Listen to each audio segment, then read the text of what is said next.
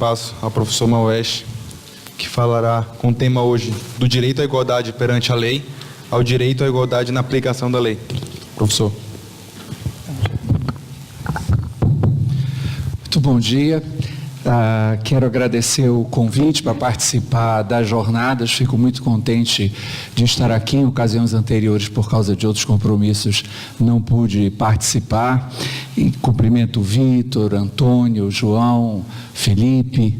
E estar no dia de Recírio com mais de 200 pessoas num auditório para discutir a teoria do direito só mostra a qualidade, né, do trabalho que vocês vêm desenvolvendo, né, já há muitos anos, o trabalho do grupo de pura teoria do direito, o trabalho do Lajupa. Então realmente vocês estão de parabéns, é uma alegria inclusive estar com um auditório tão repleto para discutir esses temas.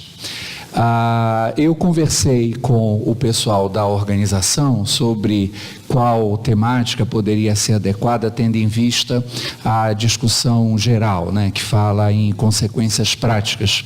E resolvi trazer aqui para vocês um trabalho que ainda não está finalizado, é um trabalho em andamento, mas que eu tento discutir a questão do direito à igualdade no constitucionalismo brasileiro, a partir de duas teorias da interpretação constitucional, da interpretação jurídica, de dois autores que serão bastante discutidos aqui, já foram abordados pela professora Loiane, que é o Hans Kelsen e o Ronald Dwork. Então, a nossa ideia é trazer para vocês, embora de maneira bastante introdutória, que relação essas teorias possuem com direito à igualdade, e em seguida defender, né, essa passagem de uma concepção do direito à igualdade perante a lei para uma concepção do direito à igualdade na aplicação da lei.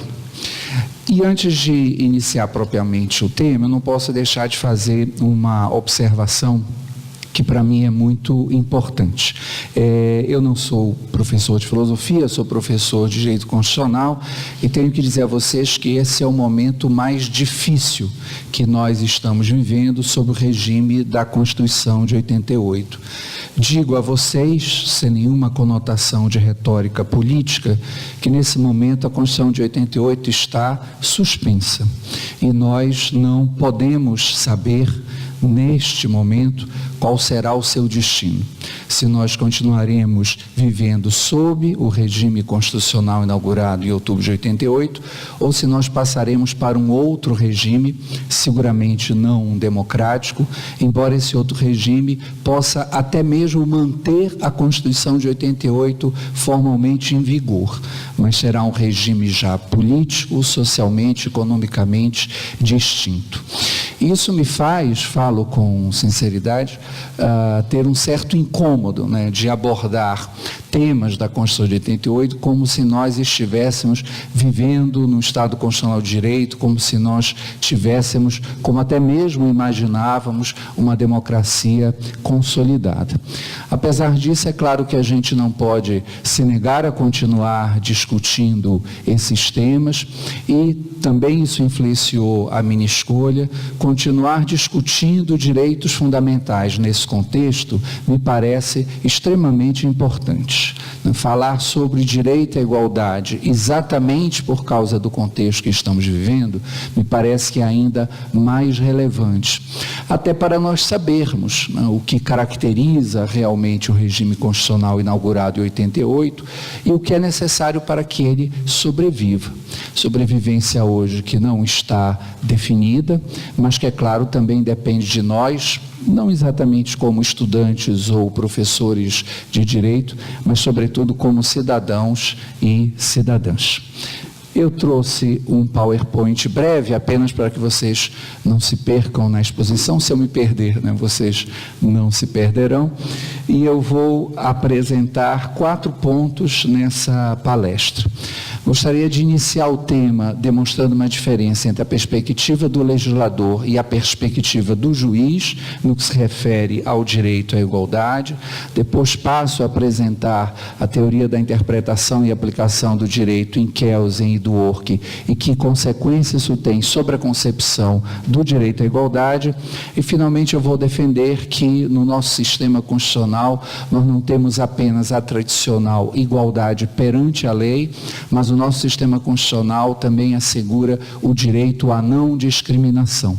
E esse direito à não discriminação nos permite compreender a importância de trabalhar com a igualdade, não apenas na perspectiva do legislador, mas também na perspectiva do juiz. Felipe, és tu que está, né? A perspectiva do legislador é a perspectiva mais tradicional, né? É aquela que está enunciada logo no início do caput do parágrafo 5º da nossa Constituição. Todos são iguais perante a lei. Nesse sentido, o direito à igualdade teria como destinatário principal o legislador. E o que corresponderia ao legislador? Produzir normas claras para as diversas situações. Bom dia, Thomas, tudo bem? Para as diversas situações de aplicação da lei. Então, na medida em que o legislador cumprisse com essa função, na medida em que a sua obra pudesse ser facilmente aplicada pelos operadores do direito, nós teríamos a garantia do direito à igualdade. E, portanto, somente o legislador, somente a própria lei, poderia fazer diferenciações na sua aplicação. Já a perspectiva do juiz é diferente, porque o juiz terá que aplicar a lei, norma geral e abstrata, a casos concretos. E nesse momento ele deve pensar que a igualdade não está apenas no texto da lei, mas ela está também na aplicação dessa lei. Afinal de contas, dependendo do modo como a lei é aplicada, a lei poderá diferenciar situações ou não. A lei poderá operar discriminações ou não no momento da sua aplicação. E isso nos permite perceber, essa perspectiva do juiz, que o tema da interpretação das normas legais é fundamental para o direito à igualdade. Nós, na perspectiva limitada ao legislador, muitas vezes pensamos de uma maneira muito tradicional que a norma jurídica está dada no texto normativo, que a norma jurídica é um dado que antecede o processo de interpretação. Mas se nós compreendemos que a interpretação é necessária em qualquer ato de aplicação do direito, é claro que o comando legal, o texto normativo, ele não é suficiente para gerar os resultados pretendidos. E, portanto, é no momento da interpretação que nós poderemos ou não garantir esse direito à igualdade. Então, a perspectiva do legislador e a perspectiva do juiz, elas não são necessariamente contrapostas, mas elas se complementam. E elas demonstram como é importante nós pensarmos como se faz a interpretação e a aplicação do direito para saber se a igualdade pode ser garantida. Por isso que é relevante nós buscarmos na teoria do direito algumas concepções que possam nos ajudar a pensar um pouco mais a perspectiva do juiz, pensar um pouco mais como se faz a interpretação do direito, como se faz a interpretação das normas legais, para que nós possamos garantir a igualdade também no momento da aplicação da lei. E, em primeiro lugar, vamos nos referir a Kelsen, que, como vocês verão, já nos permite apresentar críticas à concepção tradicional de igualdade perante a lei.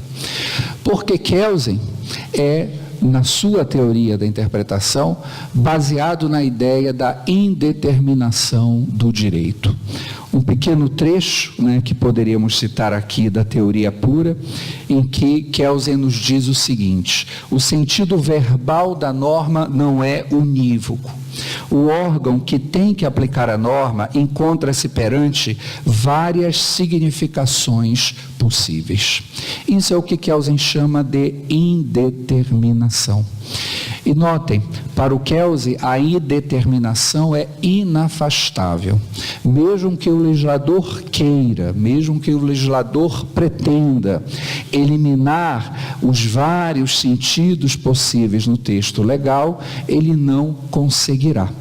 Então, a indeterminação é algo que acompanha necessariamente a vida do direito. E é exatamente porque há várias significações possíveis que Kelsen, num segundo momento, apresenta o que ficou conhecido como a teoria da moldura. Como é que se faz, portanto, esse processo de interpretação e aplicação do direito? Cito novamente o nosso autor: uma moldura dentro da qual existem várias possibilidades de aplicação, pelo que é conforme ao direito todo ato que se mantenha dentro desse quadro ou moldura, que preenche essa moldura em qualquer sentido possível. Então, mais uma vez, a ideia de que, diante da lei, o aplicador, especialmente o juiz, terá várias possibilidades de aplicação. Não significa que o juiz decida arbitrariamente. A teoria de Kelsen nos permite identificar decisões dentro e fora da moldura. Fora e dentro da moldura. Mas as decisões dentro da moldura sempre poderão ser objeto de um ato de vontade do legislador. Por que ato de vontade? Porque a ciência do direito, ela não atua no momento da aplicação do direito. A ciência do direito oferece para o julgador a moldura.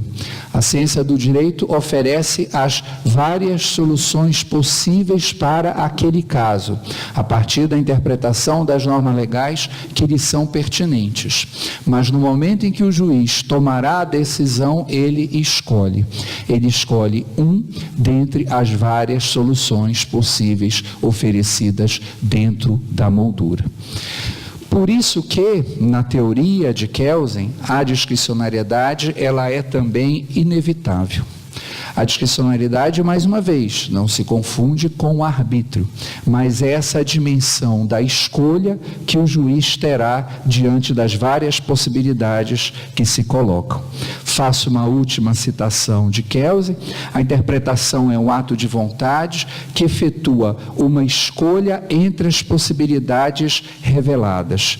Como esse ato, ou é produzida uma norma de escalão inferior, ou é executado um ato de coerção estatuído na norma jurídica aplicanda.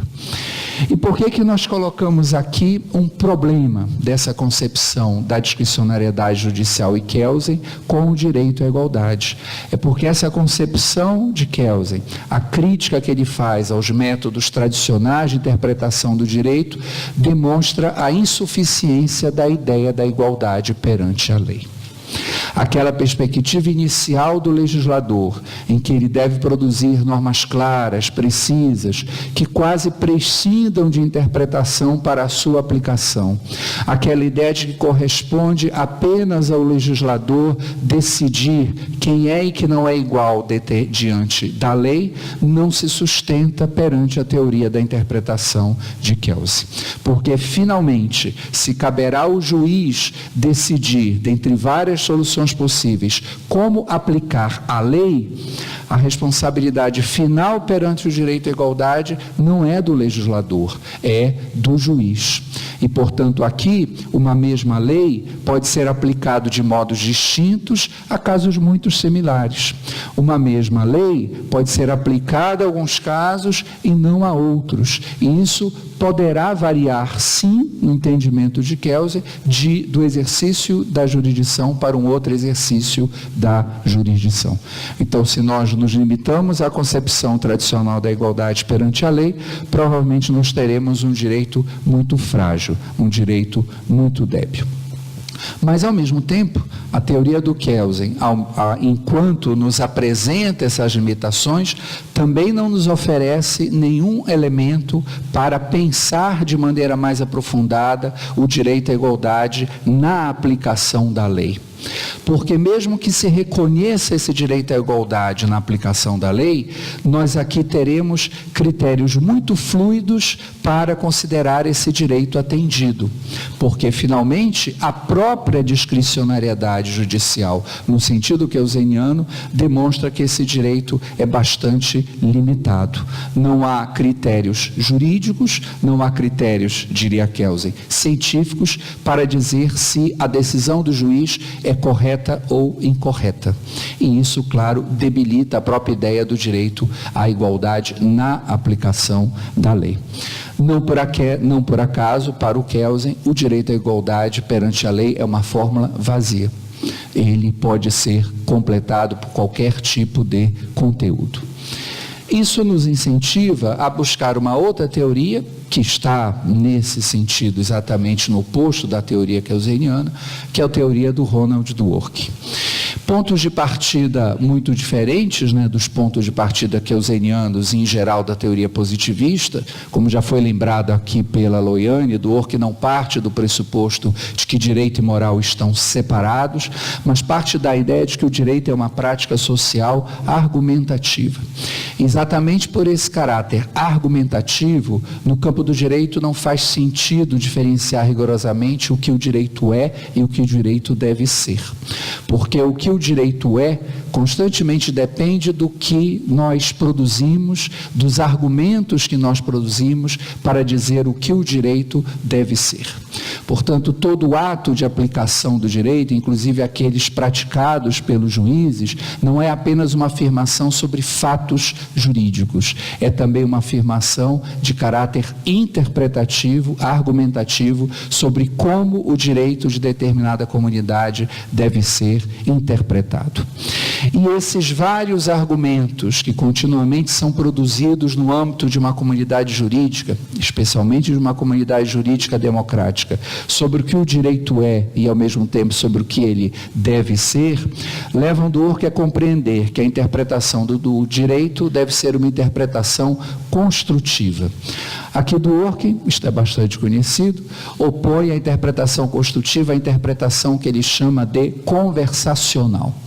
Então ele diz que no direito nós não devemos buscar a intenção do autor para interpretar a norma, como numa conversa em que nós estamos tentando entender o que o nosso outro lado está dizendo, mas construir o sentido do direito a partir da sua história.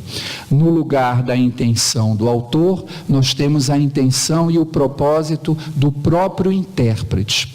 Porém, este intérprete não é absolutamente livre para propor quaisquer tipos de interpretação do direito. Esse intérprete está limitado pela história do próprio sistema jurídico que ele deve aplicar. E esse elemento, especialmente os princípios que sustentam e dão coerência à história do direito numa determinada comunidade, é que permite ao Dworkin pensar que nós podemos ter critérios substantivos, esqueci de colocar aí os substantivos, de interpretação das normas jurídicas. O ponto em que a maioria dos autores positivistas para é aquele em que reconhece que não há resposta correta no campo do direito, é o ponto em que Dworkin desenvolve mais a sua teoria. Para ele, sim, são possíveis respostas corretas no campo do direito, desde que eu identifique critérios substantivos corretos, que me permitam assegurar, no âmbito da história de uma determinada comunidade, como o direito deve ser interpretado. E notem o impacto que isso pode ter sobre o nosso tema.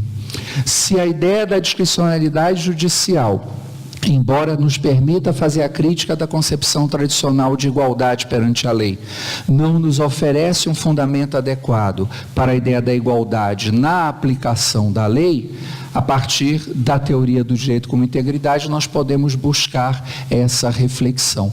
Porque aqui, se é possível identificar num caso que, dentre várias soluções possíveis, existe uma solução correta, o juiz estará obrigado a tomar esta decisão.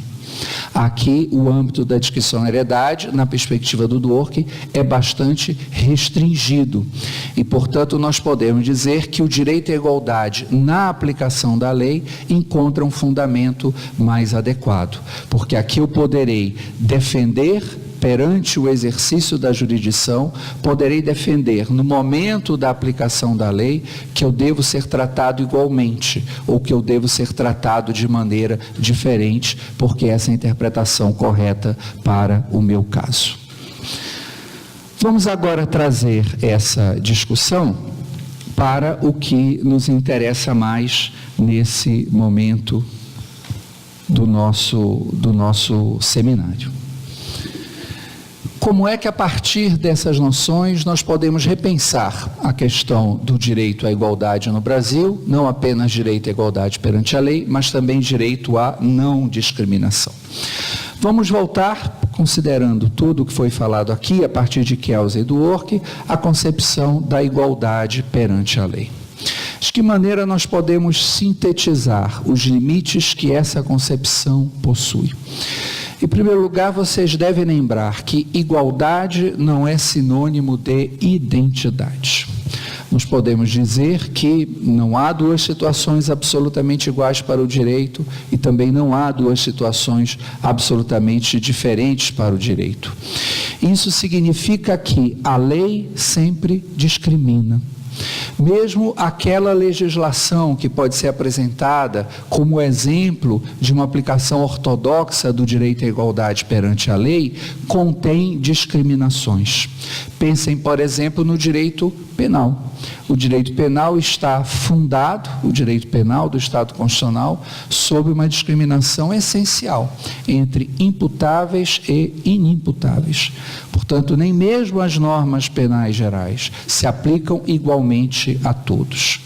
Portanto, se igualdade e identidade não são sinônimos, nós temos que mudar um pouco o foco do nosso estudo para saber que a igualdade significa, sobretudo, quais são as discriminações, as diferenciações que a Constituição autoriza e quais são as discriminações que a Constituição não autoriza, as discriminações que são vedadas pela Constituição. Portanto, aqui eu mudei o foco. Eu sei que a lei sempre irá fazer diferenciações. Eu sei que a lei sempre irá discriminar de alguma maneira. E a questão da igualdade perante a lei passa a ser saber, no âmbito de uma ordem constitucional, que discriminações são válidas e que discriminações são inválidas. A partir dessa noção, qual foi uma primeira resposta da teoria jurídica a esse problema? Ao problema recolocado dessa maneira, a partir das críticas que autores como Kelsey fizeram à noção tradicional de igualdade perante a lei. É a ideia de que o legislador pode discriminar, desde que essas discriminações não sejam arbitrárias. Esse pensamento está presente em vários autores, em diferentes culturas jurídicas. No Brasil, talvez ele seja muito bem representado por um pequeno livro, mas que influenciou muito, a história recente do direito público no Brasil, que é do professor Celso Antônio Bandeira de Mello. O professor Celso Antônio tem um livro chamado O Conteúdo Jurídico do Direito à Igualdade, publicado ainda no início da década de 80 e até hoje reeditado. Livro muito influente, que inclusive no âmbito do Supremo Tribunal Federal, até hoje é bastante citado. Mas nós podemos ver em vários outros autores contemporâneos, como por exemplo Robert Alex, uma concepção também similar a essa que nós vamos apresentar aqui. Então, qual é a ideia da vedação das discriminações arbitrárias? O legislador, quando promover uma diferenciação legal, tem que apresentar uma justificativa, e uma justificativa racional. O que se entende em geral, embora com alguma diferença entre os autores que adotam esse ponto de vista, por uma justificativa racional? Basicamente, dois elementos. Essa diferenciação deve ter uma correlação lógica com as finalidades, com os objetivos que ela pretende alcançar, e essa finalidade, esses objetivos devem estar de acordo com a Constituição. Então, o legislador pode sim discriminar, o legislador pode fazer leis para determinados grupos, o legislador pode fazer leis que se aplicam diferentemente a diferentes grupos, desde que apresente uma justificativa racional neste sentido. Mostre que essa discriminação é necessária para atender determinadas finalidades e, ao mesmo tempo, que essas finalidades, esses objetivos estão previstos na Constituição. Ora, qual é o problema de trabalharmos apenas com essa noção da vedação das discriminações arbitrárias em ordenamentos jurídicos como o nosso e em países como o Brasil? Pensem como é a nossa Constituição. Nós temos uma Constituição analítica, nós temos uma Constituição que regula quase todos os ramos do direito a partir das suas normas, nós temos uma Constituição que, além disso, é carregada de princípios, quase todos os títulos da Constituição são iniciados com uma declaração de princípios que devem reger a ordem tributária, a ordem econômica, a ordem social. Então eu diria a vocês que lendo a nossa Constituição, lendo, por exemplo, o artigo 3º dela, principalmente uma leitura mais convencional, nós podemos considerar que quase todas as finalidades e os objetivos estão presentes na nossa Constituição. Quase todas as finalidades e objetivos que uma sociedade moderna pode pretender alcançar, a nossa Constituição recolheu. Então, a própria PEC 241, que eu estou vendo ali um cartaz muito bem colocado, não a PEC 241, amanhã teremos uma reunião no Conselho Seccional da OAB sobre esse tema, vamos levar um parecer defendendo a inconstitucionalidade dessa proposta, mas se vocês pegarem, por exemplo, a justificativa apresentada pelo Executivo quando essa PEC foi enviada ao Congresso Nacional, vocês verão lá vários objetivos e finalidades constitucionais apresentados como fundamento desta PEC. Então, esse é um primeiro problema que, particularmente no campo do nosso direito constitucional, se coloca com a opção de interpretar o direito à igualdade como vedação de discriminações arbitrárias. Não é muito difícil que se encontre na nossa ordem constitucional finalidades e objetivos que podem justificar várias formas de discriminação. Mas, além disso, e mais do que isto, eu diria a vocês que existe um outro problema, não apenas no campo do ordenamento jurídico, separadamente, mas da sociedade brasileira como um todo, na qual, claro, o ordenamento jurídico é parte constitutiva. Nós temos uma sociedade que, historicamente, é uma sociedade discriminatória. Nós temos uma sociedade que, historicamente, é uma sociedade bastante desigual. E isto não se reflete apenas a partir do conhecimento da nossa história produzido pela historiografia. Isso se reflete no próprio conhecimento do ordenamento jurídico brasileiro. Então, durante muitos e muitos anos, era o ordenamento jurídico brasileiro que diferenciava livres e escravos, isso gerando legalmente uma discriminação por questão racial. É o ordenamento jurídico brasileiro que diferenciava brancos e índios, e isto até hoje no nosso ordenamento jurídico é discriminatório. Era o ordenamento jurídico brasileiro que até a década de 60, em alguns casos, e até a Constituição de 88, em outros, discriminava entre homens e mulheres, assim como discriminou durante décadas entre trabalhadores urbanos e rurais, assim como discriminava até muito pouco tempo entre trabalhadores e trabalhadores domésticos, assim como discrimina também entre servidores públicos e trabalhadores da iniciativa privada. Ora, diante deste quadro histórico, que é também o quadro da história do sistema jurídico brasileiro, a noção da vedação de discriminações arbitrárias parece muito frágil para defender o direito à igualdade entre nós. Porque, finalmente, se eu identifico, inclusive, essas características da nossa sociedade, dizer que o direito à igualdade impõe ao legislador e ao juiz responsável pela aplicação simplesmente evitar discriminações arbitrárias, pode correr o risco de fazer com que o nosso sistema jurídico ajude a manter a desigualdade, ajude a manter discriminações que historicamente desfavorecem determinados grupos na nossa sociedade. Por isso que nós temos que dar um outro passo e considerar que o direito à igualdade, no nosso caso, não é apenas direito à igualdade perante a lei, mas é, sobretudo, direito à não discriminação. O direito à não discriminação nos permite trazer, inspirado aqui na ideia de interpretação de Dworkin, argumentos substantivos para resolver os casos que envolvem direito à igualdade. E onde nós podemos pegar esses argumentos substantivos para dizer que no nosso ordenamento jurídico, no nosso ordenamento constitucional, existe um direito à não discriminação. Ora, eu só posso tomar isso a partir do próprio texto da Constituição de 88 e da prática constitucional, que apesar de vários percalços, foi desenvolvida especialmente nos últimos 30 anos.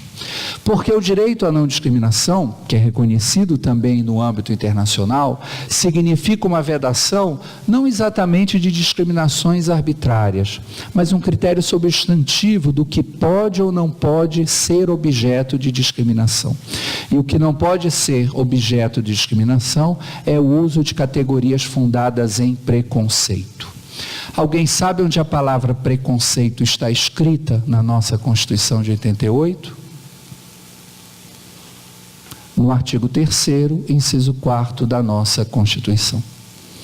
Então é a própria Constituição que, quando diz não se pode utilizar a categoria sexo, não se pode utilizar a categoria origem, raça, idade, cor e quaisquer outras formas de discriminação, ela diz que essas categorias não podem ser utilizadas porque estão fundadas em preconceito. Então, isto é a base, juntamente com vários outros dispositivos presentes no nosso texto constitucional, interpretados adequadamente, para defender que nós temos o direito à não discriminação. Então, notem que aqui, tanto na perspectiva do legislador, quanto na perspectiva do juiz, eu tenho um direito com mais conteúdo. Eu sei que o legislador não poderá discriminar utilizando categorias fundadas em preconceito, como essas que não por acaso aparecem exatamente no inciso 4º do artigo 3º, mas que ao mesmo tempo ele poderá, o legislador, utilizar essas categorias quando for para beneficiar esses grupos e classes historicamente discriminados, exatamente para buscar uma maior condição de igualdade. E a partir dessa ideia do direito à não discriminação, o nosso campo de análise se abre. Porque eu não fico apenas limitado a buscar eventuais objetivos e finalidades constitucionais que podem justificar uma diferenciação feita pelo legislador ou mesmo pelo juiz. Eu tenho que aprofundar o conteúdo desse direito à discriminação no nosso ordenamento jurídico. E aqui, a partir de algumas referências teóricas, eu posso dizer a vocês que existem duas formas básicas de discriminação. Uma é que é a discriminação ativa e outra que é a discriminação passiva. O que significa a discriminação ativa? É quando há uma utilização de critérios vedados de discriminação pelo poder público. Então, isso significa, por exemplo, um tratamento discriminatório aberto, um tratamento discriminatório oculto ou aplicações discriminatórias de uma mesma lei ou medida. Discriminação aberta, nós podemos identificar no próprio texto da lei. E se utiliza categorias fundadas em preconceito, essa discriminação será inconstitucional. Discriminações ocultas não são tão simples de ser identificadas, até pelo fato de estarem ocultas. Mas há uma muito conhecida e que o auditório também tem muita facilidade para entender. Normas de concurso público que estabelecem limites mínimos de altura para poder concorrer ao cargo. Normas referentes a policiais militares ou agentes de polícia, agentes prisionais. Aparentemente aqui não há uso de uma categoria fundada em preconceito, né? Não acho que nós podemos dizer que existe um preconceito contra as pessoas de estatura pequena na nossa sociedade, como existe seguramente contra pessoas indígenas. Mas é claro que estabelecer critério de discriminação em altura prejudica as mulheres muito mais do que os homens, que têm uma altura média na nossa sociedade menor.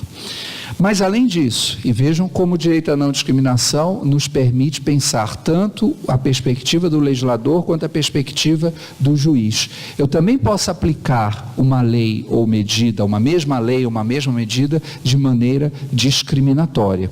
E, portanto, usando essas categorias que a nossa Constituição veda. Mas, além da discriminação passiva, e já me encaminho para o final da exposição, nós temos também a discriminação passiva. Porque se existe o direito à discriminação no nosso ordenamento, esse direito não é apenas um direito de caráter negativo, não é apenas um direito a que o Estado não pratique atos discriminatórios. Esse direito também tem um caráter positivo. Ele também significa que o Estado deve praticar atos que visem solucionar situações reais de discriminação. Portanto, existe uma discriminação passiva quando o Estado não legisla para equilibrar as condições entre diferentes grupos ou não tem ações e políticas públicas que possam combater as condições que causam ou mantêm a discriminação.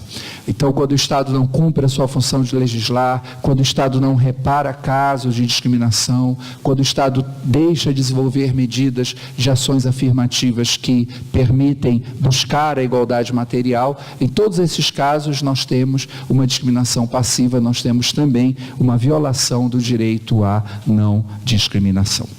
O que é que nós esperamos ter, né, no final desta reflexão, no final desse estudo? Em primeiro lugar, critérios substantivos que nos permitam encher o conteúdo do que para alguns autores acaba sendo uma fórmula vazia, que é o direito à igualdade perante a lei. Mostrar que no nosso ordenamento jurídico a igualdade perante a lei está relacionada ao direito à não discriminação. E é esse direito, inclusive, que nos permite avaliar a constitucionalidade das medidas legislativas tomadas no nosso país. Mas, além disso, o direito à discriminação nos permite pensar não apenas na perspectiva do legislador, mas também na perspectiva do juiz.